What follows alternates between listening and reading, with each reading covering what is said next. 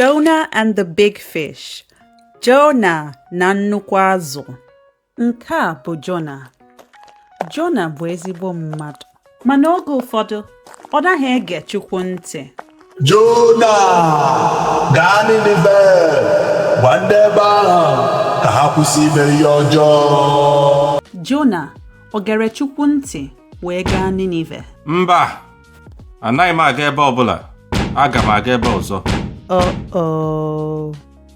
Jonah gbara ọsọ gaa n'oké osimiri ma banye n'ime ụgbọ mmiri. O chere na ọ nwere ike izo Chineke. Jonah onye nzuzu. Ma mgbe ahụ, ihe ọ nụziri bụ whoosh. Nnukwu ikuku bịara. Ụgbọ mmiri ha malitere ịtụgharị gaa n'aka ekpe, gaa n'aka nri. Onye nọ n'ụgbọ mmiri a kpasuru Chineke iwe. Ọ bụ m. Egeghị m Chineke ntị. Tụnye m n'ime mmiri. Gịnị?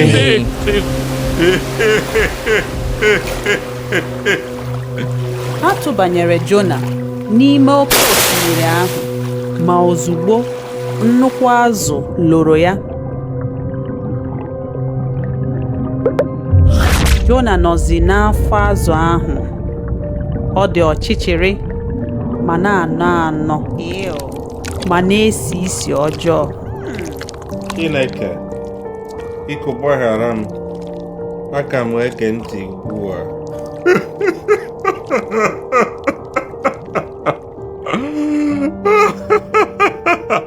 Ka ụbọchị atọ gachara, azụ ahụ meghere ọnụ ya wee gbọpụta Jonah. Jonah fepụtara ma tọgbọ n'aja. Kedu ihe ilo na Jonah meziri? O mere ihe Chineke gwara ya ka o mee. Jonah biliri wee gawa Ninive.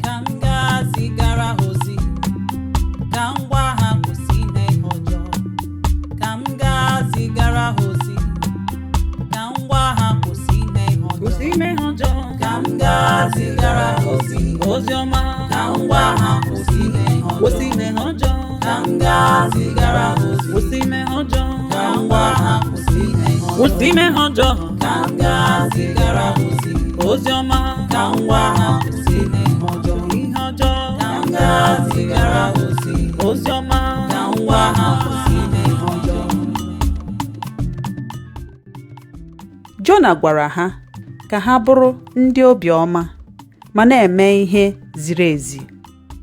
Anyị ga-abụ ndị obiọma. Daalu Jonah.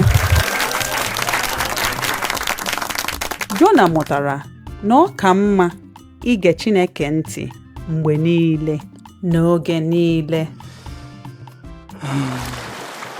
Kedu maka azụ ahụ?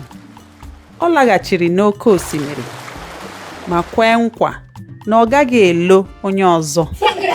Mana chetakwa ige ntị, nwee obiọma ma agbala ọsọ na ndụmọdụ Chineke.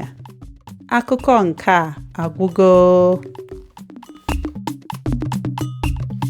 If you enjoyed that video, please give us a like and don't forget to subscribe. See you in my next video. Bye.